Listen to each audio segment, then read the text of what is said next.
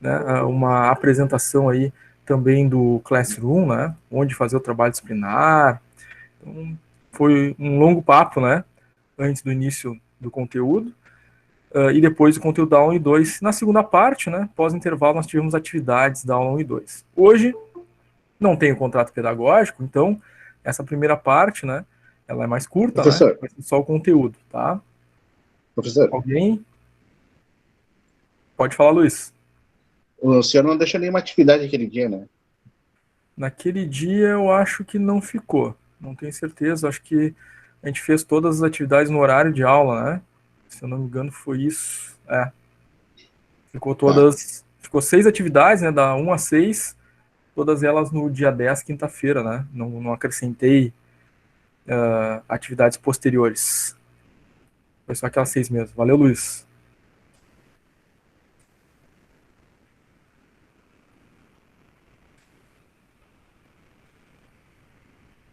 Então, muito importante, né, gente? Sempre acompanhar esse ritmo de aulas, né, que a gente tem, que é a primeira parte teórica e a segunda parte com a realização das atividades. Essas atividades, eu sempre gosto de reforçar isso, né? Essas atividades no segundo momento de aula, elas, na minha visão, né, elas são o momento mais importante da aula, mais importante do que o primeiro momento teórico. Por quê?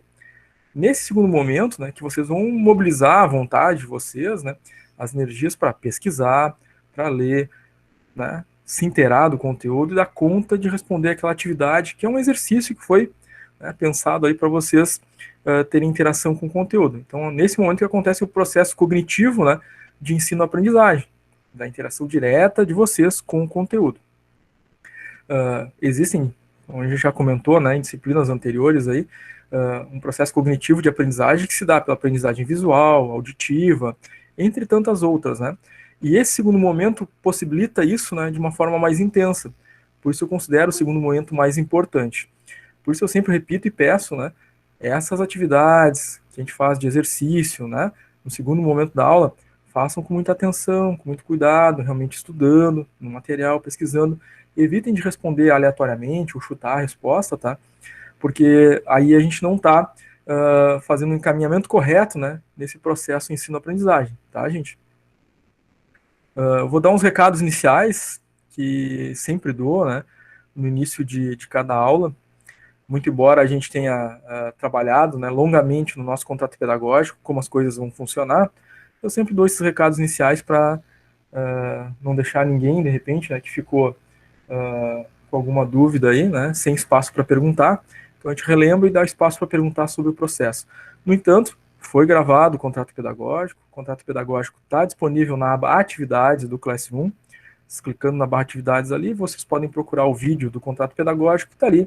Explicamos, né, longamente o contrato pedagógico. Tá? Tudo, como vai funcionar a disciplina, prova, trabalho disciplinar no Classroom, atividades avaliativas da N1 lá no Moodle.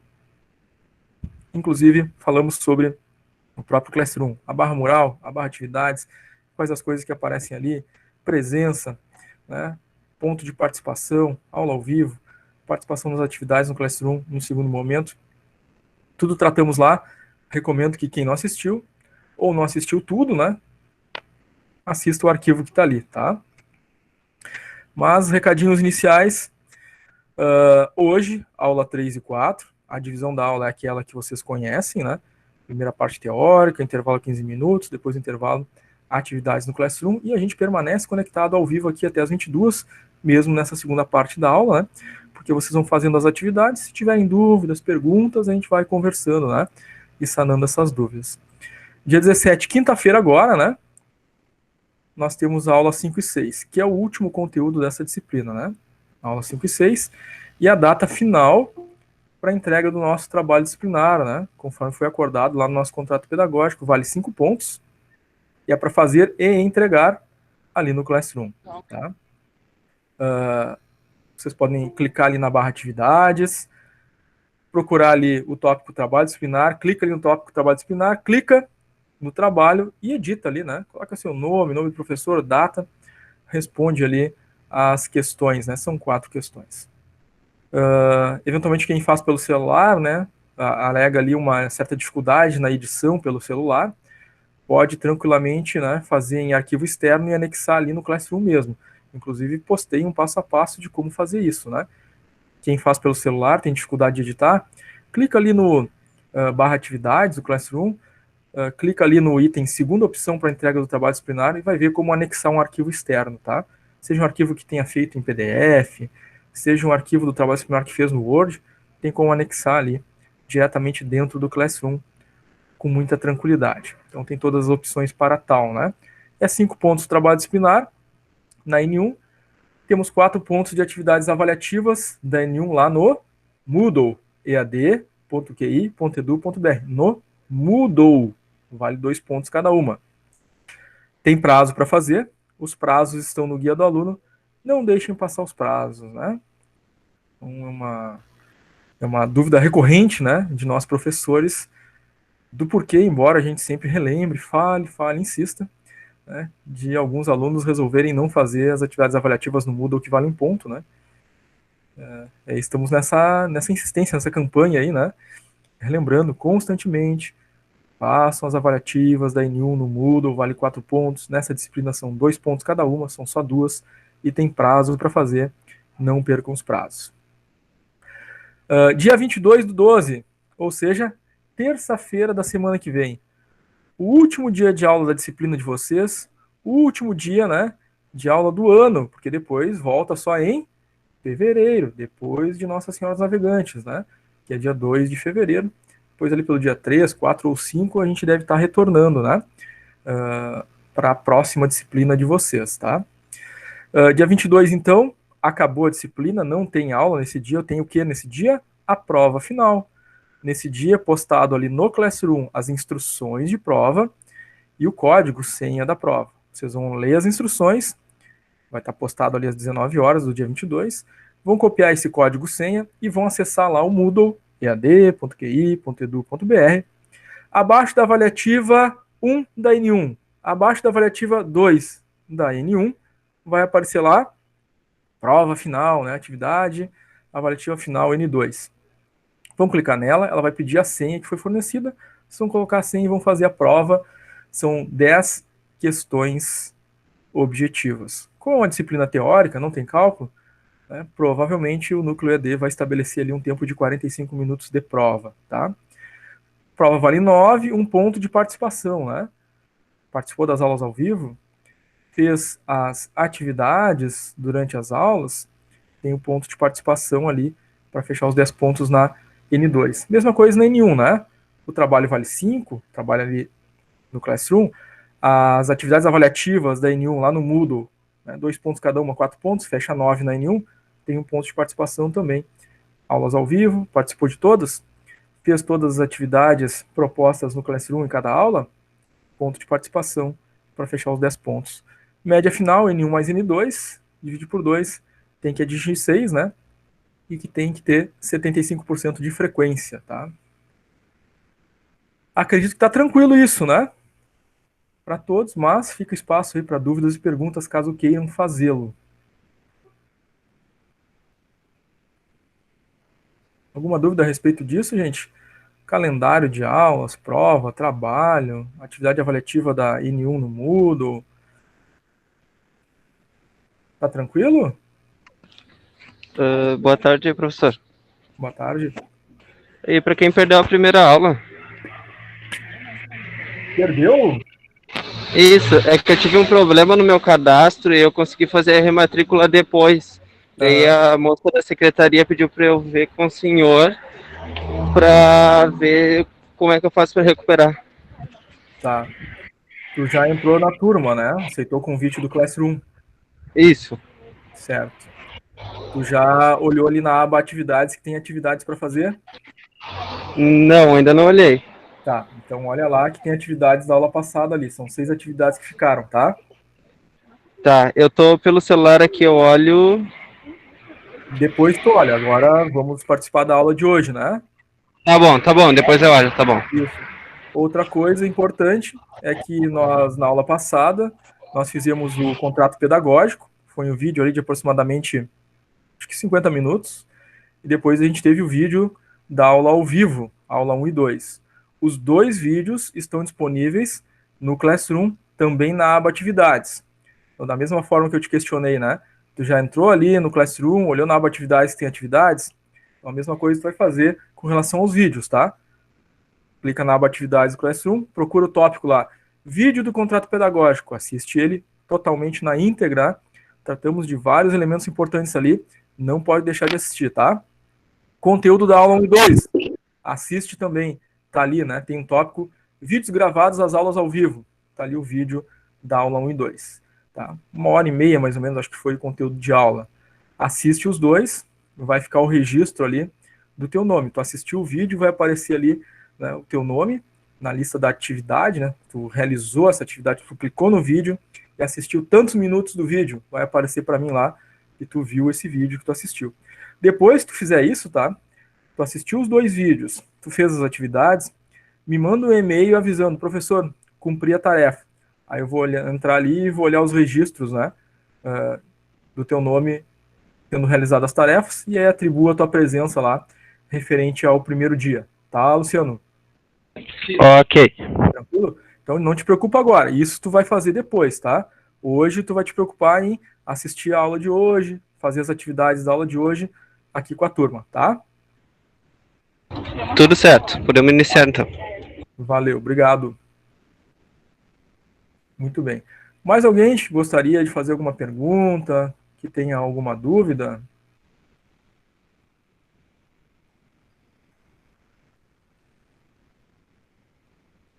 Não, tudo certo, professor. Eu não, tudo certo. Legal, legal. Muito bem, gente. Então vamos começar o conteúdo da aula de hoje, né? Conteúdo da aula 3 e 4.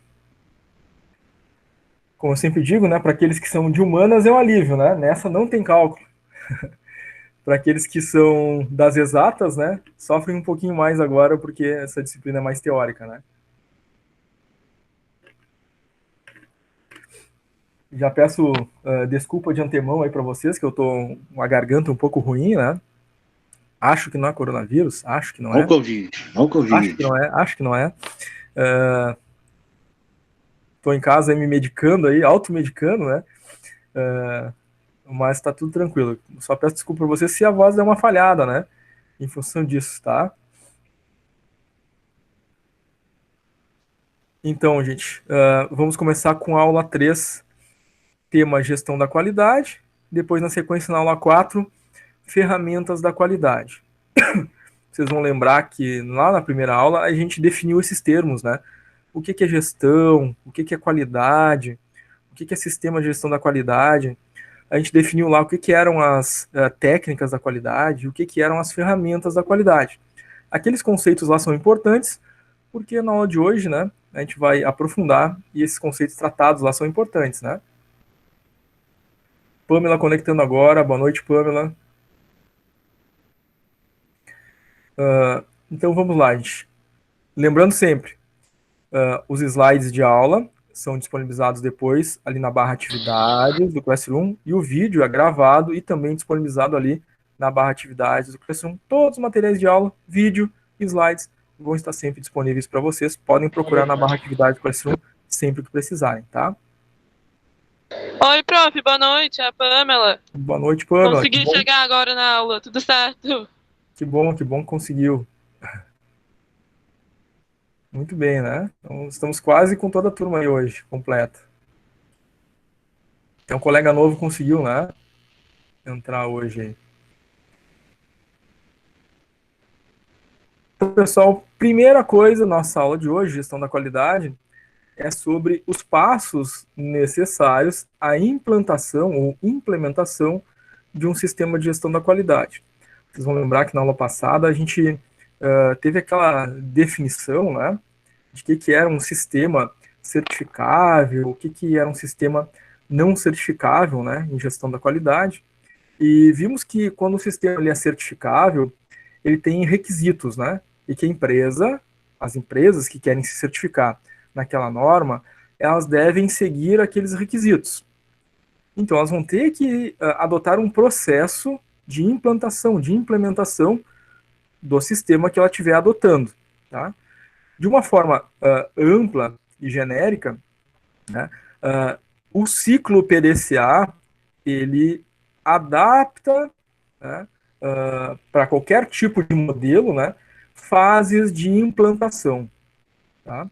Claro que a empresa vai ter que adotar os requisitos da norma, mas esses passos aqui são básicos, né, e não podem faltar num planejamento, num processo de implementação de um sistema de gestão da qualidade.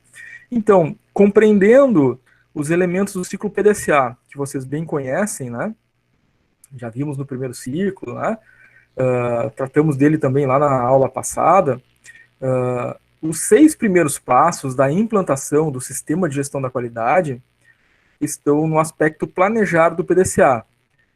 O passo 7 e 8 da implantação está no executar do PDCA, o passo 9 da implantação está no verificar, né, do PDCA, e o passo 10 da implantação está no agir do PDCA. Tá?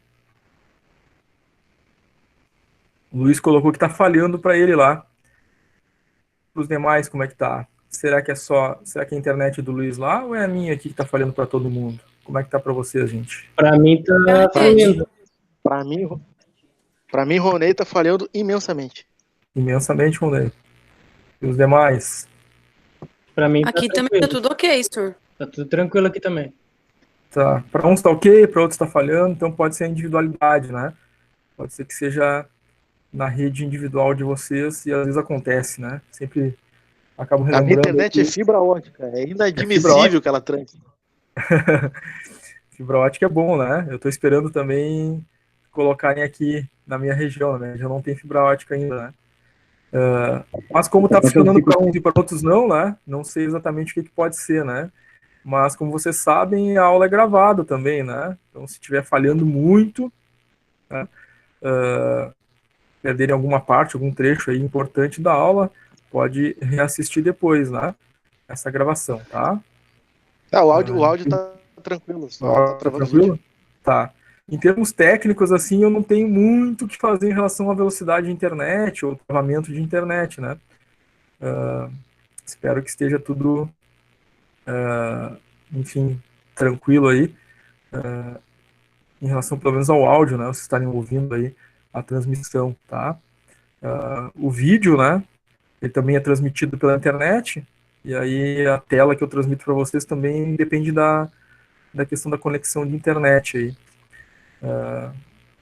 Minha velocidade aqui, acredito que também seja uma velocidade que não venha a trancar, né? Ela é uma velocidade de 240 MB, então, justamente para poder transmitir aula, né? Seja vídeo ou áudio. Então, esses problemas técnicos já fogem um pouquinho a minha área de administração, né? Essa parte de internet aí fica difícil, mas espero que ela regularize para vocês. Às vezes quem está assistindo pelo celular, né? Ou quem está pelo computador, que de repente possa estar com outro aplicativo aberto, né? Em conjunto, é recomendável fechar, que pode ajudar um pouquinho a estabilizar, enfim, tá? Vamos tentando. Qualquer coisa vocês me avisem aí. Então, gente, nós temos aí 10 passos de implementação, tá? Os 6 primeiros estão no planejar, que é do 1 ao 6. Então, no processo de planejamento, né, o item 1 começa com o diagnóstico da empresa. Ou seja, vai se verificar o cenário existente, né, vai se verificar a situação do sistema de gestão da empresa, vai se verificar quais são os processos, né, o que é feito em termos de operações, as documentações existentes, se tem indicadores, se não tem indicadores, né, qual o cenário positivo, qual o cenário negativo, os pontos fracos, o que precisa melhorar. Então se faz um diagnóstico geral da organização, depois se faz a definição do sistema de gestão da qualidade, a partir desse diagnóstico, né, essa definição é feita pela alta direção. No item 3 do planejar se faz a definição da equipe responsável pela implementação. Essa equipe, né, em geral, ela pode ser mista, pode ser equipe interna, ou pode iniciar com uma equipe externa, né, uma consultoria. Se já existe uma equipe interna, tá, e essa equipe já passou por processo anterior de implementação, provavelmente, né, em outras normas, é essa equipe que será responsável, né. Mas, em geral, né, quando está sendo feita a primeira implementação de uma norma, né, mesmo que haja uma equipe interna, né, existe uma equipe externa, geralmente é uma consultoria, que dá suporte, né, orienta, né, auxilia no processo de implementação, até porque, né, essa equipe depois vai ter que, a equipe interna, andar sozinha, né, gerir esse sistema de gestão da qualidade ao longo do tempo. Se a empresa não tem, né, nem existe a área de gestão da qualidade, não tem equipe formada, a empresa vai ter que contratar uma consultoria, uma equipe externa. Uma das primeiras coisas, né, durante o processo de implementação, essa equipe externa já vai começar a formar uma equipe interna, vai estruturar uma área, vai ter que contratar pessoas, né, que vão participar desse processo, porque será necessária a manutenção da gestão da qualidade com essa equipe a posteriori, tá? Graciela mandou uma mensagem no chat, Franciele pediu para avisar que a net dela tá ruim, não tá conseguindo entrar de novo. Tá avisado. Tá? Pede para ela continuar insistindo, né? Daqui a pouco a internet estabiliza lá e ela consegue acessar, né, Graciela? Tá? Obrigado por avisar. Muito bem. No item 4, nós temos a definição das políticas e objetivos a serem atingidos, ou seja, aí ao envolvimento não só nível estratégico, mas os outros níveis da empresa, tá? Principalmente nível tático também participa, né? A criação das políticas, objetivos, né, da qualidade para a empresa como um todo, para os setores, departamentos, né? Aquele planejamento, né, que a gente já conhece lá, né, da disciplina de planejamento estratégico, né, nos 3 níveis organizacionais, nível estratégico, tático, operacional. Aqui, né, vai se estabelecer as políticas e objetivos estratégicos, mas para os 3 níveis, né, de toda a organização.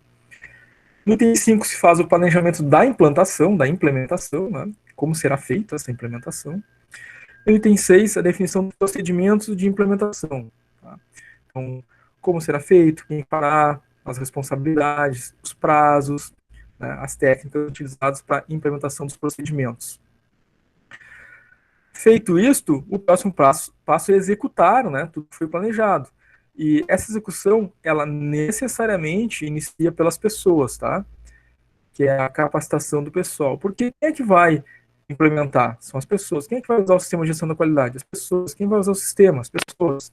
Então, sempre as pessoas em primeiro lugar, né, no processo de implementação. Posteriormente, aí sim se implementa, né? Desde que as pessoas já estejam treinadas, desenvolvidas, habilitadas, né, motivadas, sensibilizadas para o processo, né, de mudança com um novo sistema de gestão, se parte para a implementação. Feita a implementação, passo terceiro do nosso ciclo PDCA, né? Eu vou verificar, né, se a implementação que foi feita foi efetiva, foi eficaz, se existe algum tipo de desvio, alguma melhoria, algum erro, né, que possa vir a ser feito. Feita essa identificação, essa verificação, a gente vai para a última etapa, né, fazer as correções e as melhorias que foram verificadas no passo 9, fazendo com que o próprio sistema de gestão da qualidade, né, ele esteja constantemente sofrendo melhorias, tá? Bom, alguns elementos que são necessários, chamados fatores de sucesso, na implementação de um sistema de gestão da qualidade. Não podem faltar, né? Comprometimento da alta direção, justamente porque os recursos, né, necessários são definidos pela alta direção, né, não só recursos financeiros, mas recursos humanos, né, o espaço necessário para os treinamentos, enfim, uma série de elementos, né, que dependem da alta direção. Então, ela não pode relegar a implantação do sistema de gestão da qualidade para um nível inferior, né, nível gerencial, e, né, ficar à parte, ela tem que estar inserida dentro do processo. Inclusive, né, na norma ISO 9000, versão 2015, né, isso está descrito no texto da norma, né, que a alta direção precisa estar envolvida.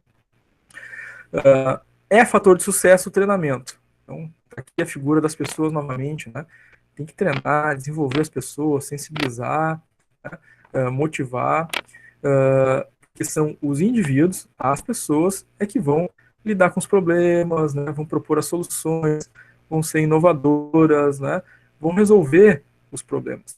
E esse envolvimento das pessoas, né, é que leva também, né, aquele sentimento de pertencimento, né, que a gente tem quando está numa empresa, que a gente entende que o nosso papel ele é importante, é valorizado, e as ideias, né, que a gente traz, a nossa participação, elas trazem resultado, tá? E isso causa um processo de movimentação, né, das pessoas no sentido de buscar a participação, o comprometimento também, tá?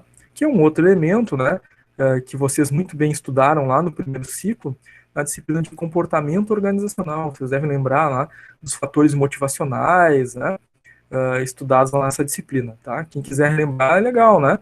Dá uma olhadinha lá nesse material do primeiro ciclo, né, comportamento organizacional, porque como já falamos, né, na nossa primeira aula, a gestão da qualidade, ela forçosamente, necessariamente, ela está conectada, né, a outras áreas de conhecimento da gestão, né? Ela adentra e se relaciona, né, com a área de recursos humanos, a área de logística, a área de produção, né, os níveis estratégicos, tático, operacional, ela está inserida em todo o contexto organizacional. Então, ela, obrigatoriamente, né, se relaciona a esses elementos que vão sendo fatores de sucesso. Então, onde é que a gente pressupõe, né, a importância do treinamento? É na gestão das pessoas, né? Disponibilização de recursos financeiros. Então, um sistema de gestão da qualidade, né, a manutenção dele após a implantação tem um custo, mas o processo de implantação, né, é o momento mais custoso, né, porque está começando a se movimentar uma máquina, começando a se movimentar um processo que antes não existia. Então, vai ser necessário treinar as pessoas, tem um custo, vai ser necessário criar documentações, vai ser necessário, né, horas de trabalho da equipe de gestão da qualidade, horas de trabalho da equipe de consultoria. Essa equipe de consultoria tem um custo, o processo de certificação tem um custo, né? A certificadora, né, vai cobrar por cada auditoria que ela for fazer no processo de certificação. Então, tem necessidade de recurso financeiro e é um fator de sucesso. Se a empresa não detiver os recursos, não tiver planejado, né, para ter os recursos para fazer esse processo, ele pode, né, enfim, né, vir a não acontecer no tempo necessário, né. E claro, tudo começa com planejamento, né. Inclusive foi o primeiro elemento, né, do processo de implementação ali que a gente viu, né. No ciclo PDCA começou com o planejar, tá. Então é fator de sucesso fazer planejamento. Não se cogita, né, começar a fazer a implementação de algum sistema de gestão da qualidade sem ter feito diagnóstico, definições, né, estabelecer políticas para a gestão da qualidade, né. Alguns benefícios que são trazidos pelo SGQ, né, implementação do sistema de gestão da qualidade. Se padronizam os processos, porque independente da norma que a gente estiver falando, né, pode ser norma ISO 9000, ISO 14000, ISO 18000, SASMAC, né, entre tantas outras, qualquer dessas normas, elas criam uma padronização dos processos, seja um processo produtivo, seja um processo de prestação de serviço, né, enfim, de que área seja, né, ela vai padronizar esses processos, porque cada norma tem requisitos que ditam como essa empresa vai funcionar, como os processos vão acontecer. Ou seja, automaticamente padroniza. O que leva, né, a uma sensação, uma percepção do cliente final de que, independente, né, de onde eu for atendido por essa empresa, né, seja uma loja, né, seja, né, uma grande varejista, onde eu for, tem um padrão ali, eu percebo um padrão, né, no atendimento, eu percebo um padrão nos produtos, né, isso é positivo na expectativa que os clientes têm a respeito da empresa, a respeito do produto, a respeito do serviço que ela vem a utilizar, tá? Então, uma das coisas, um dos benefícios, né, do sistema de gestão da qualidade é isso, né? Atender essa expectativa que os clientes têm, né? Bom, se eu fui no... vamos aproveitar que tá noite agora, né? Tá todo mundo com fome, né? Se eu fui, por exemplo, no Burger King, né? Sei que nem todo mundo é fã, né? Mas vamos usar como exemplo. No Mac, pode ser, né? No Mac. Tem gente que gosta mais do Mac, né? Então vamos pro Mac. A gente foi no Mac aqui num shopping ali em São Leopoldo, tá? Comeu lá o lanche, muito bem. Aí saiu de férias, foi viajar, aí foi lá para um estado do norte lá, né? E foi num shopping lá no norte, lá, Bahia, Pernambuco, algum daqueles estados.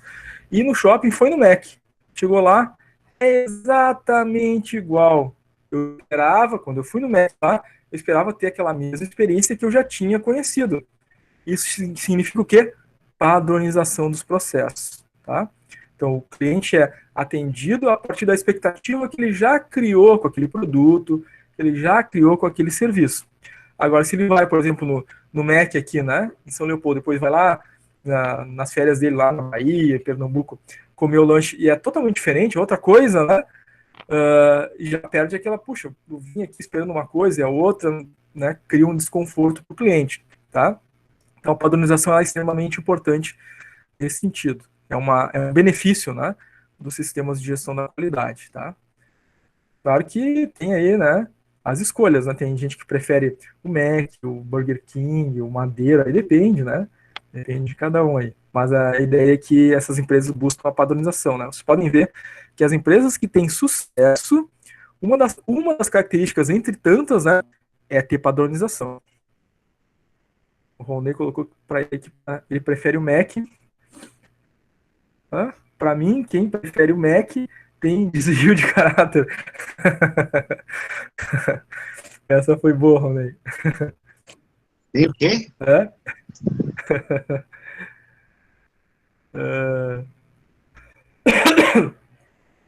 Muito bem.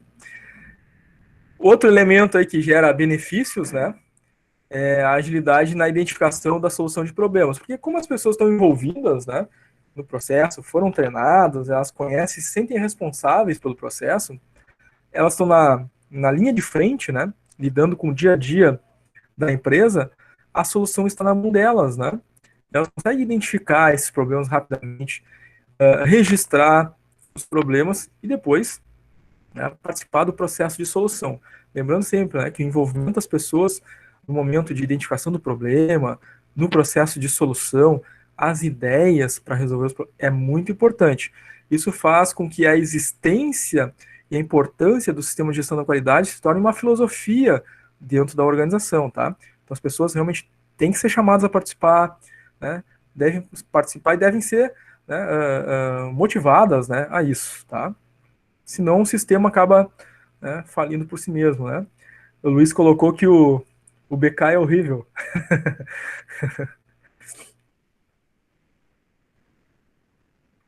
É o costume do padrão, viu? Olha só. O Roney colocou que cheddar Cheddar é melhor. duplo. BK, cheddar duplo com refri de graça ainda. Olha aí. É a questão do padrão, viu? Olha só. Quem está acostumado com aquele padrão daquela empresa, a outra para ele é horrível, né? Então, é isso. O processo de padronização, ele leva à aderência do cliente. Então, se eu padronizei, né, a minha expectativa, né, ao tipo de lanche do Mac, eu vou olhar para o Burger King, é ruim. Quem padronizou pelo Burger King, olha para o Mac, é ruim. Então, o padrão auxilia a empresa, né, a criar essa aderência com o cliente. Não é por acaso, tá, gente? Isso aí é planejamento, é pensado pelas empresas, tá? Claro que elas vão ter aderência de um determinado perfil, né, que vai, por algum motivo, né, estudado em marketing, né, que não é o nosso objetivo aqui, elas vão aderir, né, àqueles símbolos criados pelo marketing da empresa e que foi padronizado pela qualidade, né. O Anderson colocar lá, BK 4.0 delícia. É isso aí. É uma discussão polêmica, né? É uma discussão polêmica, né? Cada um tem as suas preferências aí. Severo Garagem é melhor. É isso aí. Mas para a gente perceber, né, que é isso. Essa padronização gera, né, essa expectativa, né, e faz a gente ter preferências na hora de escolher, né? Então não é por acaso, né, que existem essas padronizações, não é por acaso que a empresa busca. Quem, aproveitando esse debate aí, né, da padronização do processo, quem quiser ver um processo sendo padronizado, né, veja o filme aquele Fome de Poder, quem não assistiu ainda, né? Ele conta a história do surgimento do McDonald's, né? E vocês vão perceber ali durante a história um processo de padronização, ou a padronização dos processos, que antes era uma lancheria de 2 irmãos, se tornou uma grande rede mundial, né, multibilionária, por causa exclusivamente da padronização dos processos. É um excelente filme, principalmente sob essa ótica da nossa disciplina aqui de gestão da qualidade. Tá? Eles padronizam tudo, né? Inclusive, né, a temperatura da fritura da batatinha, enfim, tudo aparece naquele vídeo mostrando como eles padronizavam o processo interno, né? Quantos minutos, quantos segundos para fazer isso e aquilo. E é bem interessante de ver sobre essa ótica da nossa disciplina aqui de gestão da qualidade, tá? Recomendo, tá, gente? Esse filme aí, Fome de Poder. Quem já assistiu, né, vale a pena assistir de novo. E agora pensando, né, sobre essa ótica da gestão da qualidade, da padronização. E vejam bem, dessa padronização ali, né, para quem assistiu o filme, quem vai assistir depois, o boom, né, o salto que teve na quantidade de clientes da empresa. Como a padronização leva ao aumento da base de clientes, tá? Então, e aí a gente volta, né, trazendo esse exemplo, a gente volta para a nossa primeira aula da terça-feira. Vocês viram lá na nossa aula da terça-feira que tem uma conexão direta entre qualidade, que gera produtividade, que gera competitividade, ampliação de mercado? Tá? Um exemplo muito claro, muito clássico aí, né, com esse exemplo do Fome de Poder, né? O Paulo é do Bob's ali, ó. O Paulo colocou no chat que gosta do Bob's. Eles também têm a padronização deles, né? Cada um tem as suas características aí, né? Interessante da gente notar isso, né? Muito bem. E o terceiro benefício, né, do sistema de gestão da qualidade é a melhoria da empresa como um todo, né? Então, os departamentos, setores, grupos de trabalho vão estar norteados pelos requisitos da qualidade desse sistema que foi implantado, né? Então, todo o sistema organizacional vai melhorar, né? Outros benefícios, a tomada de decisão se torna mais ágil, né? Porque vai ter indicadores, vai ter metas, então vão ter fatos e dados, informações, para que as decisões sejam as mais fiéis possíveis, né? A melhoria na própria imagem da empresa perante os clientes, por tudo que a gente já falou antes, né? Vai aumentar a competitividade, mais qualidade, mais produtividade, torna a empresa mais competitiva. E vai ter uma melhoria geral, né, na moral dos funcionários, na motivação das pessoas, porque necessariamente implantação de sistema de gestão da qualidade, a existência e a manutenção do sistema de gestão da qualidade prescinde, exige a participação das pessoas. Isso é motivador por si só, né? Haja visto, de novo, né, nossa lembrança aí da disciplina do primeiro ciclo, né, comportamento organizacional e aquelas teorias motivacionais, né, que a gente aprende lá, que está diretamente ligado aos princípios da gestão da qualidade, pela participação das pessoas, né. Alguns obstáculos que podem surgir, né, que podem entravar, né, ou dificultar a implementação. A falta de comprometimento da direção, porque é um elemento estratégico, né, é nível estratégico, que tem que fomentar, né, que tem que participar e que tem que dispensar recursos, né, se faltar esse comprometimento, isso pode ser um obstáculo sério, né. A falta de comprometimento dos funcionários, né, na mesma proporção, porque são eles, os funcionários, né, que vão vivenciar, implantar, né, fazer funcionar o sistema de gestão da qualidade, então tem que ter esse comprometimento, né. A resistência à mudança, que é natural acontecer, né, é um elemento comum da nossa natureza, da natureza humana. A gente está acostumado a fazer de um jeito, aí muda a forma de fazer, a gente tem uma certa resistência à mudança, tá? Haja visto que, inclusive, hoje em dia, né, nos processos seletivos da empresa, né, das empresas, elas tentam justamente identificar isso na característica das pessoas, né, se os indivíduos são flexíveis ou não, né, porque as empresas agora, né, estão em constante mudança, né? Então eu preciso de pessoas que sejam flexíveis, né? Se mudar a forma de fazer o sistema, se mudar a liderança, se mudar, tem que ter pessoas capazes de se adaptar, sejam flexíveis, né? Claro, aí a empresa tem que fazer todo o processo de treinamento, sensibilização, para superar essa resistência às mudanças, né? Convencer as pessoas, né, e entenderem que essa mudança é para benefício de todos, né? Claro, né, um dos obstáculos é o alto custo de implementação, e a empresa tem que, né, fazer reservas de recursos, né, para esse processo de implementação, porque pode ser muito custoso, né, a depender do tamanho da empresa, né, do número de normas que ela vai estar implementando, né. Em geral, a empresa começa com uma, né, depois ao longo do tempo vai implementando as outras que entende necessárias, né.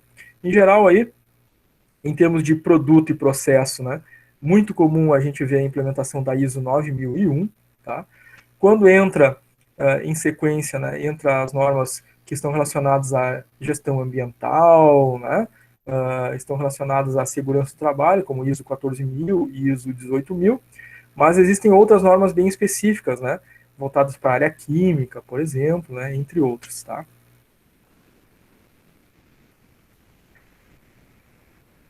Aula passada nós vimos que o Juran, né, é um dos grandes autores aí da gestão da qualidade. Inclusive a gente relembra que na aula passada vimos um trecho ali onde a gente falava, né, do papel do gestor, né, dentro da qualidade, né, que o gestor deve, né, trabalhar por estabelecer novos níveis de qualidade, e o segundo aspecto é se manter nesses novos níveis, né, não deixar regredir, então sempre evoluir, né. O Juran, ele trabalha também os 3 elementos ou 3 aspectos, né, que levam a resultados satisfatórios, quais sejam o planejamento, o controle e a melhoria da qualidade. São os 3 aspectos, né, a trilogia de Juran, tá? Vamos ver aí um detalhamento desses 3 aspectos. Então, a trilogia de Juran, ela acaba sendo, né, um processo de interconexão aqui entre eles, tá? Do planejamento partimos para o controle, do controle para a melhoria da qualidade. Então, tudo começa com planejamento, sempre, né? Se a gente pensar em termos de ciclo PDCA, começa com quem? Planejamento. Se pensarmos na trilogia de Juran, começa com o quê? Com o planejamento, tá? Então, primeira etapa, primeiro aspecto é o planejamento da qualidade. Em se tratando de planejamento, a gente já, falando agora, vai parecer óbvio, né? A gente já tem tratado disso antes. Mas vejam só, identifique quem são os clientes. Claro! Lembra lá da primeira aula que o conceito de qualidade, um dos primeiros conceitos de qualidade que a gente viu é a qualidade passa por atender expectativas dos clientes. Então é muito claro para nós agora, né? E meio óbvio, né? No raciocínio de vocês, vocês vão pensar, tá, mas isso é óbvio, né? Claro, eu tenho que saber quem são os meus clientes. Porque se eu tenho que atender às expectativas deles, né? Eu tenho que conhecer a fundo quem são, né? Tem que entender, né? Faixa etária, né? Onde estão localizados geograficamente, né? Nível de renda, né? Quais são as suas características culturais, socioeconômicas, né? Fazer um estudo aprofundado de quem é esse cliente. Lembre que eu falei que a gestão da qualidade está intimamente ligada com diversas áreas. Quem vai ser o suporte nesse entendimento da gestão da qualidade? O suporte para a gestão da qualidade vai ser a área de marketing, né? Quem é que faz essa identificação, esse perfil do cliente, né? É o marketing através da pesquisa de marketing. Então, a gestão da qualidade aqui, né, no que diz respeito ao planejamento da qualidade, ela se liga diretamente, né, também com a administração de marketing, tá? Luiz colocando lá para não esquecer a chamada. Tranquilo, Luiz? Pode deixar. Planejamento da qualidade. Depois que eu identifiquei, né, vi quem são esses clientes, né, eu vou verificar suas necessidades. Ou seja, de novo aqui, né, lembrando lá da aula anterior, as empresas existem para quê? Atender necessidades dos clientes, resolver problemas, né, atender aos desejos desses clientes. Então, tem que verificar quais são as necessidades, né, do meu público-alvo. Já conheço as pessoas, suas características e quais são as necessidades delas em relação aos meus produtos, né, aos serviços que eu presto enquanto empresa. E, claro, desenvolver esses mesmos produtos ou serviços, né, para atender às expectativas, os desejos, as necessidades, os anseios desse público. Isso é planejamento da qualidade, tá? Então, toda empresa, né, deve estar pautada nesses 3 aspectos do planejamento da qualidade. Bom, feito o planejamento da qualidade, a necessidade de fazer um controle, né, de todo o processo, para ver se esse processo atende ao planejado, né? Então, o controle da qualidade é o nosso segundo aspecto aqui, tá? Vai avaliar o desempenho dos serviços e também dos produtos, né? Caso seja a situação da empresa, né? Porque tem empresas que prestam serviço, empresas que produzem os seus bens, né? Vai se avaliar o desempenho, ou seja, esse desempenho, né, do produto ou do serviço está atendendo aquelas expectativas dos clientes, sim ou não? Eu vou ter que ir para o próximo passo, se não está atendendo, né? Provocar uma melhoria, que é o terceiro passo, tá? Comparar o desempenho que está alcançado com o objetivo planejado, para tentar identificar, né, e agir sobre a diferença, que é o último elemento aqui do controle da qualidade, né? Eu vou verificar o desempenho, verificar se o desempenho está atingindo os objetivos, não está atingindo o objetivo, atuar sobre a diferença. A partir daqui, atuar sobre a diferença é realizar a nossa melhoria contínua. Então, descobrir a falha, o erro, né, o que eu preciso melhorar, vou trabalhar então a minha melhoria da qualidade, tá? Para realizar a melhoria da qualidade, a empresa necessariamente vai estabelecer uma estrutura da qualidade, uma área, um departamento, né, que vai se relacionar com todo o processo de gestão da qualidade em diferentes áreas, departamentos do sistema organizacional, tá? Vai identificar, né, a melhoria da qualidade, os projetos de melhoria provenientes lá do controle e vai estabelecer esses projetos, ou seja, vai delegar esses projetos aos times, né, às equipes, né, fazendo que as pessoas que fazem parte de diferentes áreas e departamentos da empresa, né, fiquem responsáveis pela execução dessas melhorias na sua própria área, no seu próprio departamento, né? Certo? Então temos aí os 3 elementos que geram a trilogia do Juran, né? Planejamento, controle e melhoria da qualidade. Até aqui, gente, alguma pergunta, alguma dúvida? Nenhuma. Tudo ok. Legal, obrigado.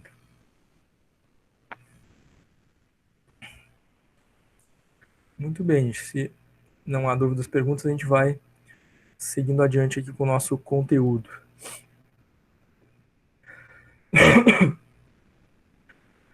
Então, nós acabamos de ver ali, né, a trilogia do Juran, e que na trilogia do Juran nós temos a melhoria da qualidade, né?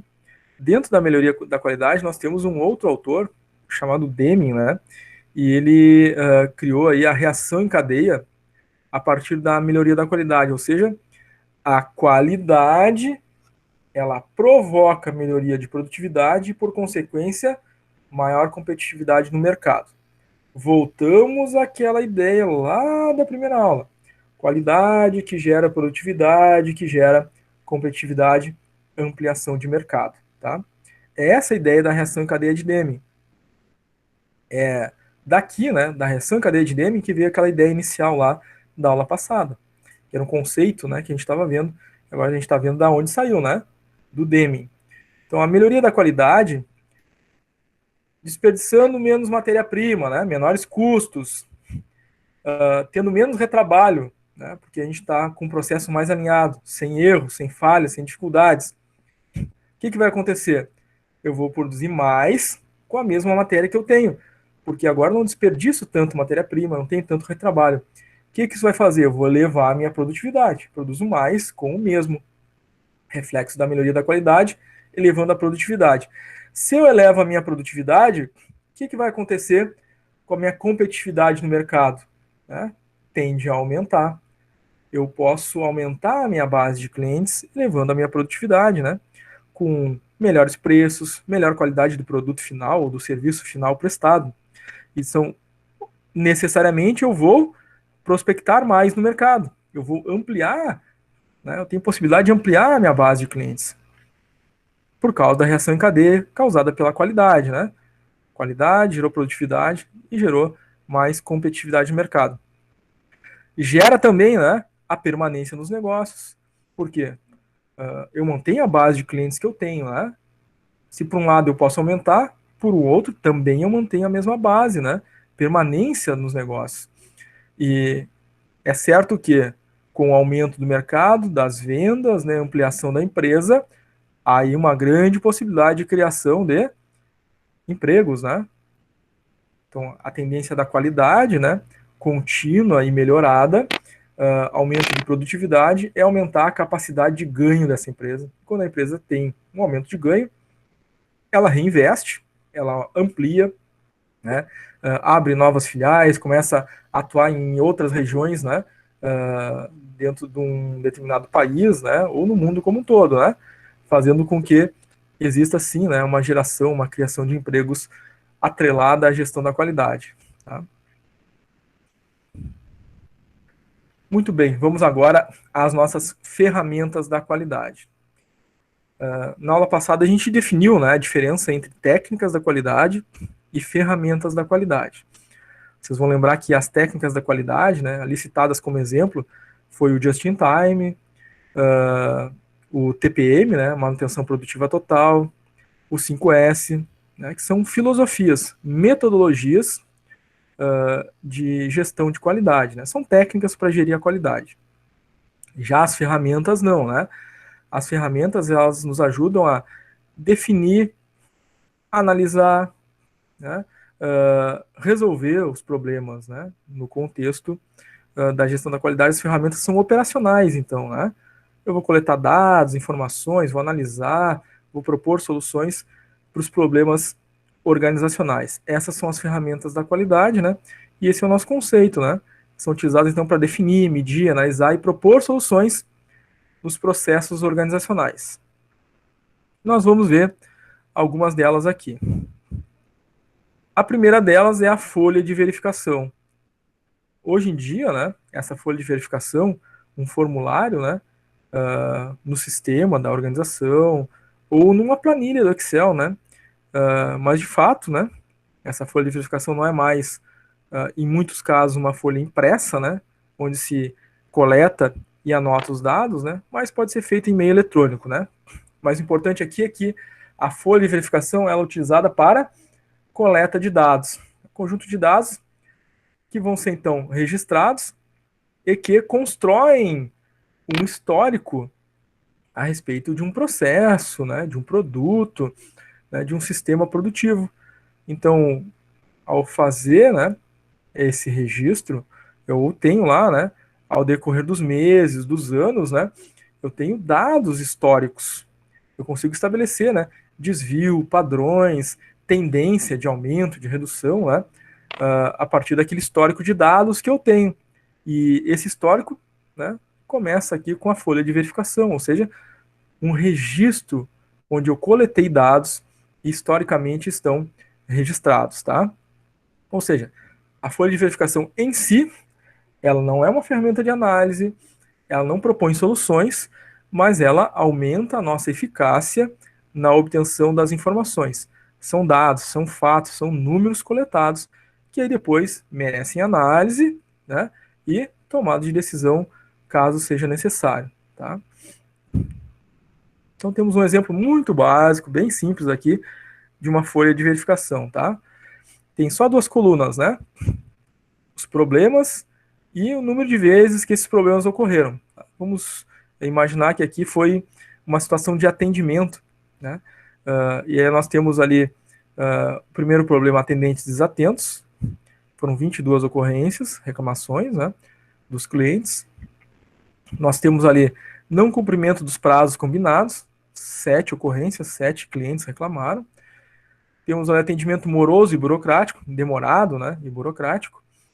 Tivemos aí 16 reclamações, né, 16 clientes apontando esse problema no atendimento. Então vejam bem, aqui não tem uma análise, né, não tem um detalhamento maior do problema, né, tem o relato do cliente e o número de vezes que os clientes reclamaram disso, tá? Então é isso, a folha de verificação simplesmente coleta os dados, ela não faz nenhuma inferência, né, uma análise, né, não sai daqui nenhum relatório, né? Isso é posterior, né, com o uso de uma outra ou outras ferramentas para estratificar, né, destrinchar esses problemas, né, que é a próxima ferramenta que a gente vê na sequência, né, começa a aprofundar a análise do problema, tá? Então aqui, vamos imaginar que fosse, né, talvez uma empresa varejista na área de investimentos, né, e tem lá seus departamentos, né, departamento masculino, feminino, né, infantil, e os clientes entraram nessa empresa, né, passaram por esses departamentos, foram atendidos e ao sair responderam uma pesquisa e, independente de qual departamento foram, que horário foram atendidos, por quem foram atendidos, né, que tipo de vestimenta, roupa, vestuário buscavam, disseram que os atendentes estavam desatentos e foi a maioria, 22, que disse isso. Só uma análise mais aprofundada que vai trazer esses outros detalhamentos. Então a gente precisa estratificar, né, adentrar no problema para analisá-lo com mais profundidade, para chegar na causa, né? Por enquanto aqui agora a gente está vendo só um efeito, né? Atendente desatento. Mas para isso tem uma causa, né? E gestão da qualidade tem que buscar a causa. Então uma das ferramentas auxiliares, né, na sequência desse processo é a estratificação. Tá? O que é a estratificação? Ela vai subdividir os dados que a gente coletou no levantamento. Por exemplo, folha de verificação vai fazer um levantamento de dados. Na estratificação, eu vou subdividir essas informações, né? Vou abrir, digamos assim, a caixinha, né? E vou olhar dentro do problema, né? Atendente desatento. O que tem ali dentro, né? O que pode ser visto como atendente desatento? E identificar essa composição, né, que diz que é atendente desatento, tá? Para chegar na causa do problema. Inclusive aqui, gente, essa ferramenta, né, estratificação, é a ferramenta da primeira questão do nosso trabalho disciplinar, né? Então, essa aí eu tenho dúvida. Isso, essa aqui que vocês vão usar, né? Logo em seguida a gente já vai ver a tabelinha da estratificação, aí vocês já vão ter mais clareza do que precisa fazer lá no trabalho, tá? Então ela serve para quê? Identificar essas diferentes formas, né, de classificar o problema com os fatores determinados pela ferramenta de estratificação, tá? Então, vou ir lá, né?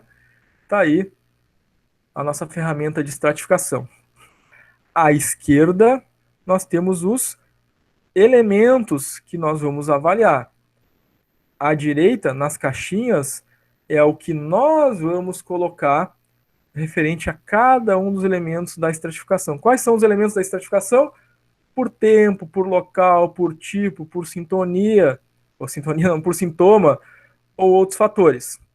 E aí nós vamos colocar dentro da caixinha, né, a nossa visão daquele problema que a gente está avaliando. Então vamos lá. Vou pegar o exemplo da folha de verificação que a gente acabou de ver, que o primeiro problema, o mais recorrente, 22 reclamações, era atendente desatento. Vou estratificar, ou seja, aprofundar o entendimento desse problema. Então tá lá. Por tempo, quando é que está acontecendo, né, esse problema de atendente desatento? Então vejam que por tempo eu posso colocar lá que hora que isso está acontecendo. Tem um dia da semana específico que acontece essa desatenção lá dos atendentes, um dia do mês, um turno, né, algum horário em específico. Então é isso que a gente precisa fazer, né? Então digamos que atendente desatento, por tempo, acontece sempre no início do turno, né? Logo que abre a loja, às 8 horas. E aí os clientes estão percebendo uma desatenção, né, do pessoal no início do turno. Então, estou classificando, estou estratificando o momento em que isso ocorre. Tá? Professor, no trabalho ali, não diz a hora, nem o dia da semana, isso aí a gente pode inventar ou tem que ser... Ali no trabalho ele te dá alguns dados, né? Somente o turno. Tu pode utilizar aqueles dados ali para colocar dentro das caixas aqui, tá? Okay. E se não tiver nenhum dado ali que... Aí tu pode, a partir daqueles dados ali, trazer informações extras, né? É um exercício aquilo ali, né? Ele te dá umas informações básicas. Aí tu pode complementar também, tá? Por exemplo, não tem sintomas daí que a partir daquela ideia que tá ali, né? Que te dá número de operadores, né? Te dá algumas situações que tu sim consegue colocar aqui dentro dessas caixas, tá? Ok. Legal? Beleza. Por local, por exemplo. Bom, aí na questão dos atendentes, né? Que a gente está tomando, por exemplo, em qual área ocorre? Então, se a gente pensar no atendente de uma loja varejista, a gente tem, né, as diferentes áreas. Eu tenho lá o departamento infantil, o departamento masculino, o departamento feminino. Então na área masculina, né, Então é lá no departamento masculino que geralmente acontece essa reclamação. Por tipo, é lá na área de calçados masculinos, né? Então já identifiquei lá, que é lá no atendimento, do setor masculino, no início da manhã, né? Agora, por sintoma, né, o que acontece? Neste horário, né, naquele departamento, naquela área lá dos calçados masculinos, né, tem pouco atendente, né? Tem um só, né, no primeiro turno, né? E aí tem uma tendência nesse horário, né, de ter um volume maior de clientes, e como o atendente está atendendo várias pessoas ao mesmo tempo, né, alguns percebem isso como uma desatenção, tá? E aí a gente vai fazendo as classificações, tá? Podem ter outros fatores aí a serem relacionados, tá? Então essa é a nossa ferramenta de estratificação. Os elementos da ferramenta são esses à esquerda. A caixinha que está ao lado é a nossa análise, né? E aí lá no nosso trabalho disciplinar é dado algumas informações que sim, vocês podem, né, colocar dentro das caixinhas. Não necessariamente precisa fazer esse gráfico aqui, né? Pode ser textual, tá? Coloca lá por tempo, coloca a flechinha e coloca do lado a sua classificação. Coloca por local a flechinha e do lado a sua classificação, tá?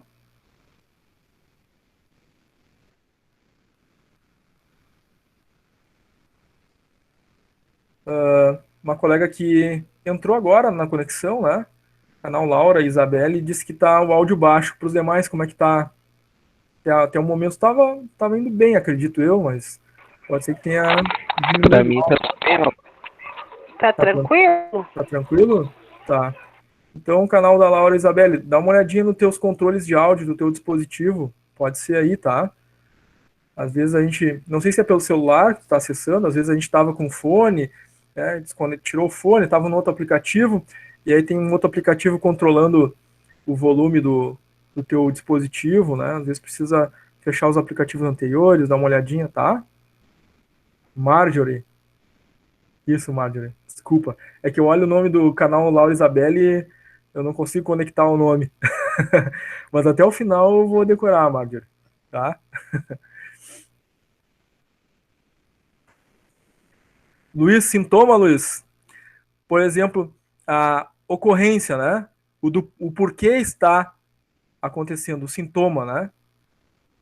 Tipo, pensa assim, ó. Eu estou com gripe, tá? O sintoma é uma febre. Tem atendente desatento. O sintoma disso, né? Ou a causa, né? Trazida, né, que gera isso, né? Essa gripe, essa ocorrência, tá? No nosso caso aqui do atendimento lá, o que eu falei de exemplo? Atendente desatento, né? O sintoma, né? Devido a um menor número de atendentes, né, naquele local, naquele horário, naquele setor. Então o sintoma é esse, né? É que no trabalho não tem muita informação. Isso, conforme eu falei, né? Exatamente como eu acabei de falar agora sobre isso, né? Vocês podem trazer outras coisas. Aí tem os dados básicos, né? Mas sim, vocês podem complementar a informação ali. Aquilo é um exercício, né? Aí tem as informações básicas e vocês podem complementar a informação. Como é que eu estou fazendo aqui, né? A partir... Eu tenho só um dado ali, né? Vocês têm mais dados lá no exercício do trabalho disciplinar, né? Aqui eu tenho só um dado da folha de verificação, que foi atendente desatento. A gente foi construindo um raciocínio, não foi? Lá vocês também vão construir um raciocínio, só que lá vocês têm mais informações ainda, né? Fica um pouquinho mais fácil, né? Vocês precisam construir esse raciocínio. Tem um quesito de criatividade ali, tá? Se assim a gente pudesse exprimir. Professor, agora eu consegui assimilar, então, por isso também que serve, né, essas ferramentas. É pra gente, então, entre aspas, criar com aqueles dados que tu deu um problema, né? E daí colocar ali na estratificação, né? Exatamente. Claro, ali a gente está usando a imaginação, né? A partir daqueles dados. Na vida real, na empresa, né? Eu vou analisar de fato dentro da empresa. Né? Como a gente está fazendo o exercício, a gente está imaginando o que pode acontecer numa empresa para colocar na nossa ferramenta de estratificação. Mas se eu estivesse fazendo análise direta, né, eu estaria lá olhando, né, naquele horário, o que está acontecendo, né, entrevistando as pessoas, né, conversando, observando para fazer essa análise, né. Agora, no caso do exercício, vocês vão ter que fazer um exercício, né, de imaginação, né, sobre o que pode acontecer naquela situação, cujos dados vocês têm ali no exercício 1 do trabalho disciplinar, né. Professor, Fala. pensar no trabalho dos ali, turnos, daí, que, por exemplo, ali no tempo ali, posso botar amanhã, tarde e noite? Isso, em que situação exata, né, ocorre o problema, né, pode ser nos 3 turnos, pode ser num dos turnos, em 2 dos turnos, né, tá? Sim, fala turnos no plural. Isso, aí vai ficar na tua, né, se quiser colocar 2, colocar os 3, enfim, fica no teu critério, tá? É bem bacana mesmo, tem a ver com a questão até, me remete a português, por exemplo, o professor te dá ali os dados, né, te dá tantas palavras e tu vai ter que lançar a história, né? Exatamente. O Ronei já tava colocando ali no chat, ai, não é tão fácil, capaz, bem legal. É muito tranquilo. É que o Ronei é muito criativo, né? Aí para ele fica mais difícil, é muita ideia que ele tem nessa cabeça. No meu, por exemplo, eu botei que fosse o problema esse. Ele acaba, esse exercício, né, principalmente o primeiro ali, ele acaba exigindo um pouquinho da nossa criatividade, né, porque é uma ferramenta que a gente aplicaria numa empresa, né, então a gente vai ter que imaginar como isso aconteceria para fazer essa classificação, tá? É um exercício, né, um exercício de criatividade. Mas precisa botar muita coisa, não? Não. Alguns colegas já fizeram, foram bem sucintos, né, não precisa muita coisa não, tá? Ok. Tranquilo. Caroline colocou ali um boa noite. Chegou apenas agora do trabalho. Pedindo tranquilo, Caroline, tá? Que bom que conseguiu chegar, né? Muito bem, gente. Gostaria de fazer mais alguma pergunta sobre a nossa ferramenta de estratificação? Importante perguntarem agora, né? Que depois tem que fazer o trabalho, né? Já esclareçam tudo, né? Para não ficar com dúvidas.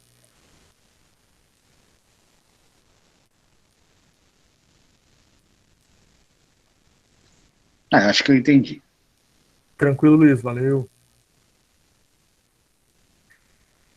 Qual é a data de entrega do nosso trabalho? Quinta-feira, né? Quinta-feira, dia 17, dia da próxima aula, tá? Então, quinta agora? Aí. Quinta agora, né? Porque terça-feira que vem já encerra, é a prova final, né? A disciplina é rapidinha, né? Já estamos encerrando o ano agora, terça-feira, dia 22, né? Vocês fazem a prova e já encerra o ano. Então só temos mais quinta e terça que vem. Laís, o que não entendeu, Laís? Pode questionar se tu quiser. Colocou que vai assistir o vídeo de novo. Tranquilo, pode assistir, mas se tiver alguma dúvida em específico, tá? Andressa pensou que era o bicho de 7 cabeças, não é, é mais fácil que a gente imagina, Andressa. mais fácil. A gravação da aula, tranquilo aí, sempre é gravado, tá? Todas as aulas são gravadas e vai ficar disponível para vocês, né? A aula de hoje também vai ficar disponível na barra atividades ali, tá? Quanto a isso, não se preocupem, né? Os vídeos de aula sempre disponibilizados para vocês. Toda a vida, sempre na barra atividades do Classroom. Vocês podem procurar ali, né? O tópico vídeos, aulas ao vivo gravadas. E vai estar ali as aulas que nós demos ao vivo aí para vocês, tá? Ô, Sor. Sim? Na finaleira aqui, olha só. Ali, por exemplo, nos dados, ali no último quadrinho, outros fatores. Aí eu vou ter que especificar, né? Por exemplo, no trabalho ali, tá ali, ó, no outros fatores, tá dando exemplo turma, operador. Aí eu só escrevo outros fatores ou eu ponho ali bem específico? Pode colocar outros fatores, tá. E aí depois na caixinha do lado tu vai colocar o que exatamente seria esse outro fator, tá? Então, eu vou, falando aqui do exemplo que eu estou dando em aula, né, eu vou te colocar um outro fator aqui, tá? A gente falou ali do atendente desatento, a gente viu por tempo, local, tipo, sintoma. E em outros fatores, o que poderia acontecer, né, em relação esse atendente desatento que está sendo colocado pelos clientes? Eu poderia colocar aí a forma de realizar o atendimento. Seria um método, né, utilizado para atender. Então, eu poderia estar identificando aqui, né, como um outro fator, o método, a forma como esse atendimento está sendo feito, que poderia gerar o entendimento do cliente de que o atendente é desatento. E aí isso poderia me identificar depois, né, em futuras avaliações, a necessidade de retreinar, né, esses atendentes, mudando o método de atendimento. Então, em outros fatores, eu posso ter, assim, né, o método de atendimento, a forma de fazer, né, o processo de fabricação, enfim, né, que são outros fatores, tá? Tá, ok, obrigada. Entendi. Legal, valeu. Muito bem, gente. Então, vamos adiante aqui nas nossas ferramentas da qualidade. Essa foi a estratificação. É uma ferramenta bem tranquila de fazer, tá? Depois nós temos o diagrama de Pareto. Vocês vão lembrar do Pareto, né? Pareto é um economista italiano, é o Vilfredo Pareto. Talvez vocês relembrem ele lá da disciplina do primeiro ciclo, né? De economia e mercado. Ou talvez ainda, né? Quem já fez a disciplina de produção e materiais vai lembrar lá da curva ABC, né? Forma de classificação de estoque, que se baseia também nesse mesmo teórico, Vilfredo Pareto, né? O que ele disse? Ele disse que 20% da riqueza de um país está na mão de 80% das pessoas. E 80% da riqueza está na mão de apenas 20% das pessoas. Esse é o princípio de Pareto, que é utilizado, né, em várias áreas da gestão, né? Lá na economia e mercado, lá na disciplina de produção e materiais, na gestão de estoque, e aqui na gestão da qualidade, né, com o nosso gráfico de barras que identifica a prioridade dos problemas, tá?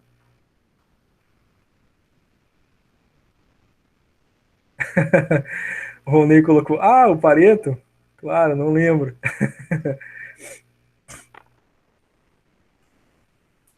A Solange colocou que já fez a primeira do trabalho. Legal, Solange. É isso aí. São 4, né? Se a gente já fez a primeira, já temos aí 25% do trabalho pronto. É isso aí, Solange.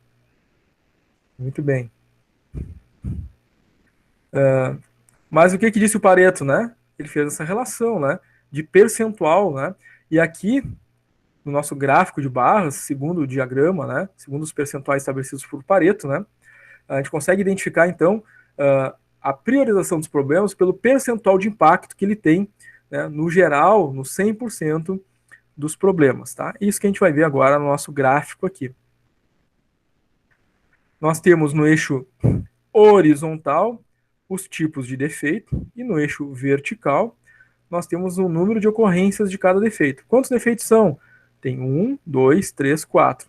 Vamos ver aqui pelo tamanho da barrinha, né? Vamos ver que o que tem mais defeito é o primeiro, depois o segundo, o terceiro e o quarto. Somados os 4, eles fazem 100%, né, do número de defeitos. Tá lá o nível de tendência, né, chegando a 100%. Sendo que o primeiro deles é 54% de todos os problemas, né? Um só deles é mais da metade. Depois, somado, o segundo chegou a 77,27, assim por diante, até chegar ao 100%. Significando o quê? Ao resolver o problema mais grave, eu vou estar resolvendo pelo menos, né, mais da metade dos problemas identificados nesse setor, nessa área, nesse departamento, nesse processo. Tá? É para isso que serve o diagrama de Pareto. Estabelecer e colocar num gráfico os problemas e identificar percentualmente quanto representa cada um desses problemas nesse gráfico. Então, visualmente, ao olhar o gráfico, a gente já sabe qual é a nossa prioridade. Nossa prioridade é começar pelo mais grave, né? Que traz maior percentual de impacto. E a gente já viu, né?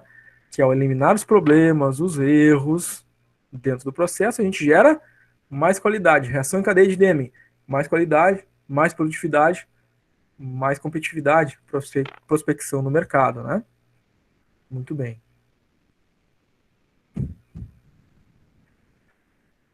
Outro autor que eu tenho certeza que vocês vão lembrar, né, é o Ishikawa. Né?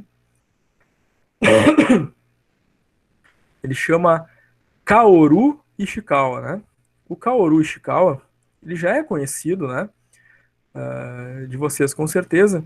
Talvez lembrem dele lá do primeiro ciclo, quando viram a disciplina de TGA, ou quando viram a disciplina de OSM, né? Ou então, vocês vão lembrar do Kaoru Ishikawa, para quem já fez produção em materiais, porque o Kaoru, ele é o autor, né, lá da administração japonesa, que criou 5 S's. Quem já fez produção em materiais já viu, né, essa ferramenta dos 5 S's. Mas o Ishikawa, ele, como pensador da administração japonesa, ele criou o diagrama de causa e efeito. Tá? Esse diagrama de causa e efeito, ele analisa um problema, que é o efeito, e todo efeito, ele necessariamente tem uma causa. Não existe efeito sem causa. Então, ao avaliar as causas, nós conseguimos eliminar o efeito, que é o defeito, o problema, aquilo que não se deseja, né? É para isso que serve o diagrama de Ishikawa, tá? Ele também é chamado de diagrama de espinha de peixe, pelo formato dele, né? Ele também é chamado de diagrama 6Ms, porque é avaliado a partir de 6 palavras que começam com M, tá? Com a letra M. Ele serve, então, para análise e estudo das causas. Tá? Então, como nós falamos, não existe efeito sem causa. É uma lei da física, né? Vocês vão lembrar lá do Newton, né? Lei de ação e reação, né? Causa e efeito, né? Para toda uma ação, há uma reação, às vezes na mesma proporção, né? Em mesmo sentido e força. Leis da física, enfim, estudamos isso, né? Em algum momento aí da nossa vida estudantil. Mas, trazido aqui para gestão, né? Nós podemos muito bem analisar cada problema como sendo um efeito, né? Um efeito danoso que causa problemas no sistema organizacional. E ao analisar as causas desse problema, nós conseguimos identificar pontos de melhoria para eliminar esse efeito que não se quer, né? É isso que faz o diagrama de Ishikawa. Então temos aqui o diagrama de Ishikawa, realmente, né? Graficamente ele representa mesmo uma espinha de peixe, então por isso esse apelido, né, do diagrama de Ishikawa, chamado de diagrama de espinha de peixe. Também chamado de 6M, porque eu vou analisar as causas a partir desses 6Ms aqui, né? Tem causas para esse efeito lá na matéria-prima, tem causas para esse efeito lá na mão de obra, tem causas para esse efeito lá nas máquinas, tem causa para esse efeito lá na medida, no método, no meio ambiente. Vou analisar, sob esses 6 aspectos, aquele efeito, aquele problema organizacional. Anotando, né, sempre aqui em cada um deles, né, as prováveis causas. Tá? Vamos ver um exemplo prático resolvido aqui. Nós temos um processo de carregamento e transporte, numa área logística, né, de uma determinada mercadoria. O problema, o efeito indesejado, né, são as mercadorias avariadas, que acontecem nesse processo, né? Um processo logístico, então, está sendo carregamento, transporte dessa mercadoria. E ela está sendo avariada, se identificou, né, que tem um percentual de avaria. É o efeito danoso, mas não existe efeito sem causa, né? Para todo efeito, existe uma causa. Então, a gente, no diagrama de Ishikawa, estuda essas causas analisando os 6Ms. Então, vamos lá. Mercadoria avariada. Existe alguma possibilidade no método, na forma de fazer, de causar a avaria da mercadoria? Pode ser no manuseio incorreto. Então está aqui anotado, né? Ah, sim, estamos analisando, né? Na forma de fazer, podemos ter, então, né? No manuseio, a forma como as pessoas, né, manipulam o produto pode ocasionar algum tipo de queda, de avaria, né, e de dano. Materiais. Depois que eles são manipulados, né, colocados nas suas caixas, né, fechadas as caixas, são paletizados, colocados, né, em empilhamento em cima de palets. Só que os palets são de madeira e podem ser frágeis, romper, cair a pilha, né, tinha sido paletizada, e a pilha de matéria-prima dentro das caixas, ou matéria-prima de materiais, né, de produtos, cair e danificar. Então pode ser pallets frágeis, Vou anotar essa possível causa. Mão de obra. O pessoal não treinado, né? Uma rotatividade grande do pessoal, né?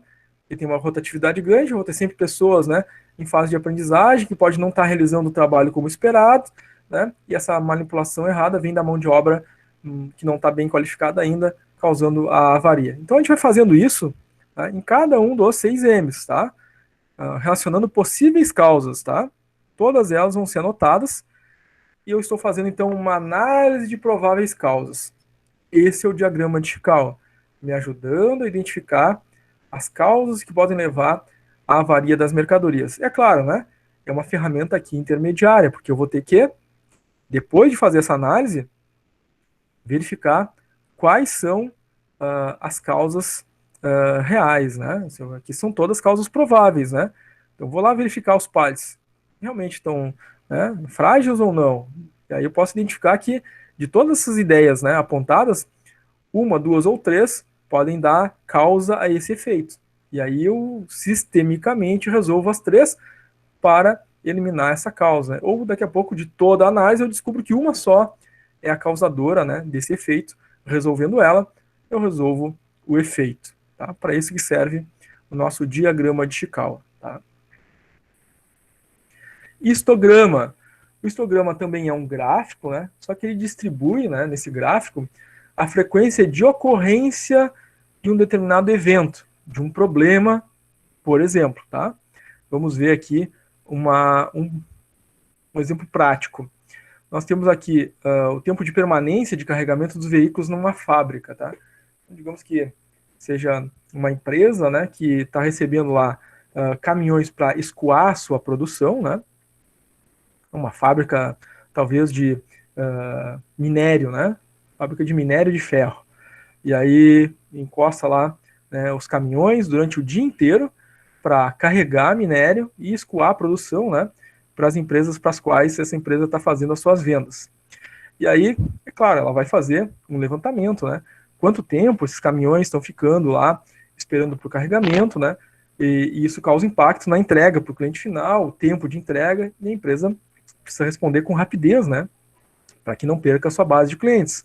E ela vai fazendo, então, essa conferência. Olhando o gráfico aqui, nós vamos ver o tempo de permanência que os veículos ficam, né, esperando para carregamento. E claramente, né, nós vemos aqui no eixo vertical, né, o número de vezes que os veículos ficaram esperando essa quantidade de horas anotadas. Então, das quantidades de horas anotadas, aguardando 5 horas para carregamento é a maior ocorrência. Eu tive ali de 45 a 50 ocorrências, ou seja, de 45 a 50 veículos, esperando 5 horas para carregamento na fila. Então é um problema identificado pelo histograma, né? Então a empresa pode utilizar o histograma para verificar a frequência daquelas ocorrências e atuar sobre aqueles casos graves, né? É claro aqui que, olhando, né, os 2 mais graves são de permanência, são 4, 5 horas, né? Os 2 juntos aqui, talvez já resolvendo os 2, já resolve uma boa parte, né, dos problemas. O ideal é equalizar e diminuir, né, o tempo de permanência e de espera, porque a gente vai fazer entregas mais rápidas, né? Vai manter a base de clientes ou ampliar essa base de clientes, né? Melhoria na qualidade gera maior produtividade e maior competitividade. Até aqui, gente, perguntas, dúvidas? Como é que estamos?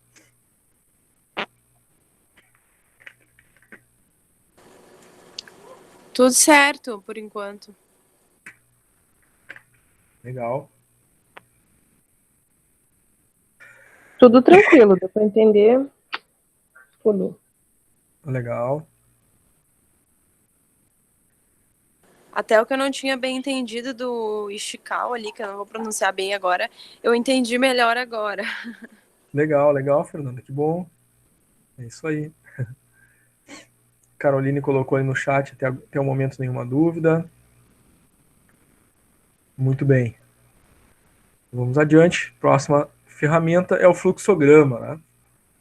O fluxograma ele é uma ferramenta gráfica, né? Demonstra graficamente um fluxo de um processo de uma empresa, né? É importante porque ele está diretamente ligado à padronização dos processos e a gente já viu a importância da padronização, né? Então, ao momento que eu estabeleço qual é o fluxo de realização dos processos, das atividades, das operações, todas as pessoas sabem como realizar aquela atividade, aquele processo, prestar aquele serviço, ou fazer aquela etapa da montagem ou da produção, porque está tudo ali nesse fluxograma. A gente estabelece um padrão. É uma técnica, né, de gestão da qualidade, tá? Então temos aqui um exemplo prático, onde nós vamos utilizar as 3 figuras básicas mais importantes dos fluxogramas. A caixa retangular é a caixa de operação, a caixa de losango, né, é a caixa de decisão, e essa última caixa é a caixa de início e fim dos processos. Existem outras figuras, né, representativas no fluxograma, mas de longe, essas 3 aqui são as mais utilizadas, as mais frequentes, tá? Nós temos aqui um exemplo prático para aplicar essas caixas. É um processo de venda presencial, né, de um atendimento de um cliente. Então, primeira caixa é a caixa de início, né, é aquela de início e fim que nós vimos. Então, vai lá, e aí cada uma dessas caixas é conectada por uma seta, indicando a sequência lógica, tá? Isso a gente usa, o Ronei está relembrando ali, né, que fez no fluxograma do primeiro ciclo, exatamente, lá em OSM, planejamento estratégico, por ali, né, essas disciplinas a gente aprende a usar essa ferramenta. Está revendo aqui, visto que ela é uma ferramenta da qualidade também, né, Ronei? É isso aí, bem lembrado, Ronei. Não lembrou do Pareto, mas lembrou do fluxograma, Ronei. Também ia falar, são nossos parentes, né? Ou que muita coisa que tá passando aqui. Exatamente, é. Eu sou bom com o nome, hein, mas esse Pareto aí, realmente... Pô, Pareto, logo Pareto, hein? Pareto é muito conhecido, né? Mais tranquilo, Zé Venato, Peter Drunk, aquele, eu lembro tudo. Peter Drucker, isso aí. Tranquilo, não dá para lembrar de todo mundo, né? Mas da maioria a gente lembra. Legal. Então aqui estamos vendo agora um fluxo de um processo de atendimento. Começa com a caixa de início, então vou usar o símbolo do início. Todas as caixas são ligadas por seta indicando a sequência. Então depois do início, o que vem? A primeira ação. Caixa de ação, né, de operação é o retângulo, né? O cliente entrou na loja. Então, primeiro retângulo, registro a primeira operação. Depois que o cliente entrou na loja, seta, próxima operação, o vendedor se aproxima, registro ali dentro. O vendedor se aproxima e oferece ajuda. Bom, quando ele oferece ajuda, o que a gente pode ter? Uma decisão do cliente. Ele vai dizer, quero ou não quero essa ajuda. Então, qual é a caixa que vai usar? A caixa de decisão, que é o losango, tá? Eu coloco a pergunta ali dentro. O cliente aceita ou não aceita essa ajuda? Se ele não aceita, segue para uma operação. Se ele aceita, segue para outra operação, tá? Então, se ele não aceita operação, o vendedor vai aguardar, né, se afastar, e depois segue o processo, né, com o cliente escolhendo o produto, né, e segue por diante. Se o cliente disse sim, aceito ajuda, ele vai escolher o produto agora com a ajuda do vendedor. Essa é a diferença entre os dois, né? Sem ajuda, o vendedor se afasta, o cliente vai escolher o produto. Com a ajuda, o cliente sim, escolhe o produto, só que com a ajuda do vendedor. Depois que escolheu o produto, a partir da decisão tomada anteriormente, o vendedor vai dirigir ele até o caixa, ele vai fazer o pagamento e sair da loja, e nós temos a caixa de fim, né? Então está aqui padronizado, né? Qual é o comportamento de um vendedor quando o cliente entra na loja. Padronização, todos os vendedores são treinados, conhecem esse fluxo aqui, né? Não tem erro, né, em termos de entender como ocorre a sua interação com o cliente neste caso. Isso serve para qualquer produto, qualquer serviço, qualquer tipo de atendimento, né? Fluxograma ajuda muito, né, a padronização e ao treinamento dos colaboradores e ao entendimento de como as coisas devem ocorrer dentro das organizações. É muito comum, né, encontrar isso nos manuais da qualidade, em instruções de trabalho, em procedimentos, né, para que, né, a empresa treine os seus colaboradores. Tá? Muito comum.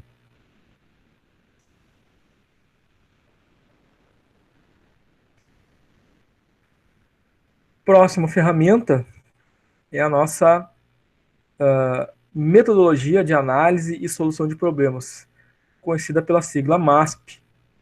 E nós temos aqui mais uma ferramenta, ou mais um elemento dessa disciplina, né, que se serve do ciclo PDCA.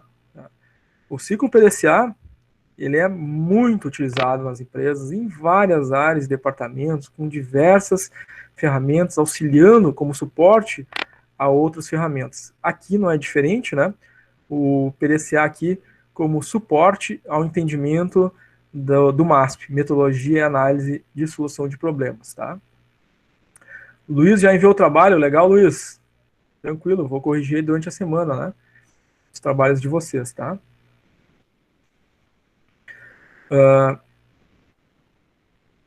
Fica claro aqui agora, olhando o nosso ciclo PDCA, né, que ao fazer uma análise de problemas, nós teríamos 4 etapas que fazem parte do planejamento de análise de um problema. Primeiro, compondo aqui, né, a letra P do planejado do PDCA, nós temos a identificação do problema. Vamos identificar que problema é esse. Vamos delimitar o problema, né, entender onde ele atua, onde ele ocorre. Depois nós vamos fazer a observação, né? Então vamos fazer a coleta de dados, das informações, né? Vamos fazer os registros a respeito desse problema.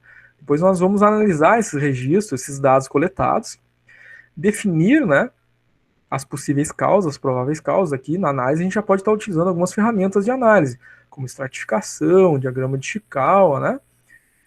Para daí montar um plano de ação. Bom, a última etapa da fase de planejamento, etapa 4 do MASP, dentro do planejamento, é o plano de ação. O plano de ação vocês também já conhecem, né? O plano de ação vocês viram lá, ou em OSM, ou em planejamento estratégico, ou lá na disciplina de administração de marketing do primeiro ciclo, né? É o nosso 5W2H, né? Onde a gente responde ali o que vai ser feito para resolver esse problema, né? Quem vai fazer, por que vai fazer, né? Quanto vai custar, onde vai ser feito. A gente monta o plano de ação para o problema. Quando a gente sai, né, do P, planejar, do ciclo PDCA, e vai para o D, já está tudo pronto. É colocar em prática, é ação, né? Então a quinta fase aqui do MASP corresponde à fase do fazer, né? Executar do ciclo PDCA. Ou seja, estamos colocando em prática as avaliações que foram feitas do problema, as soluções que foram pensadas e planejadas no plano de ação. Colocou em execução, próxima fase, fase 6 do MASP, é correspondente ao cheque, né, do PDCA, é a verificação, ou seja, indicadores, metas, vou medir e vou verificar se estamos atingindo, né, o que foi planejado para a solução do problema. Não está atingindo? Vou tomar uma determinada medida. Está atingindo? Vou tomar outra medida. Que medidas são essas? É o 7 e o 8. Atingiu o resultado esperado? Resolvemos o problema. Vamos padronizar esse novo processo, né? Um novo procedimento, uma nova instrução de trabalho, né? Vamos passar a fazer nesta nova sistemática, porque assim resolveu o problema. Padronizamos. Não resolveu o problema. Conclusão, item 8. Precisamos reavaliar, analisar novamente o problema, começando do item 1. E aí roda o ciclo PDCA de novo na metodologia MASP. Tá? Esse então é um método de análise e solução de problemas. De novo, né? Como o ciclo PDCA ele é ciclo, né? E todo ciclo não tem fim, né? A empresa vai estar constantemente fazendo metodologia e solução de problemas a partir do MASP, utilizando o ciclo PDCA. Isso nos leva, obviamente, claramente, para aquela ideia da melhoria contínua, né? Então, o ciclo PDCA, por isso ele se adequa muito em vários aspectos, vários momentos, né, da gestão da qualidade, porque ele proporciona, né, essa ideia de ciclo, de buscar sempre o melhor constantemente. Tá? Não é diferente aqui, aplicando o PDCA dentro da metodologia MASP, tá? Que é a nossa última ferramenta, né? Nossa última ferramenta aí da aula de hoje, antes do nosso intervalo.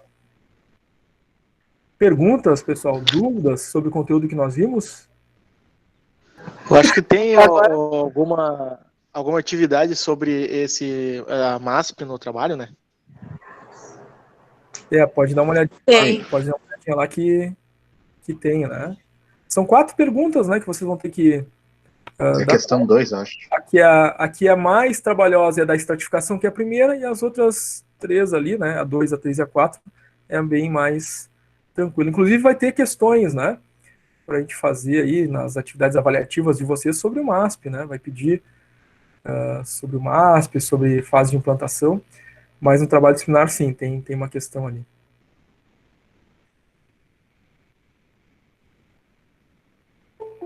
Pessoal, podemos fazer o nosso intervalo? Vocês gostariam de fazer alguma pergunta, alguma dúvida aí antes do intervalo? Vamos pro intervalo. Tem gente que já quer fazer o lanche já, né? Já tá com fome. Ficou falando no início da aula de Mac, Burger King. Já deu fome, né? Vou pedir Deu um tempo. iFood. Deu tempo do início da aula ainda, pedir um iFood pelo aplicativo, agora no intervalo chegou, já come, né? Sou mais severo do garagem. Olha, o pessoal do Severo tá firme. É isso aí. Então, gente, vamos fazer esse nosso intervalo, né? O vídeo da aula, né, é gravado, como vocês bem sabem. Depois de convertido, vai ser disponibilizado para vocês ali na barra atividades do nosso Classroom. Os slides de aula que acabamos de ver também vão ser disponibilizados para vocês ali, tá? Então, a gente vai fazer esse intervalinho aí de 15 minutos, são 20 horas e 45 agora. 15 minutos a gente volta às 21 horas, tá? Ao vivo aqui, permanecemos, né? Voltamos às 21 horas para fazer as nossas atividades ali no Classroom. Tá, gente? Essa segunda metade da aula, como eu sempre repito, né, para vocês, ela é muito importante, tá? Não deixem de participar, né? Não só por compor presença, mas principalmente porque é uma fase, né, de ensino-aprendizagem aí, de extrema importância, né? Mais importante do que essa primeira parte, tá? 15 minutinhos, então a gente voltamos. Ok.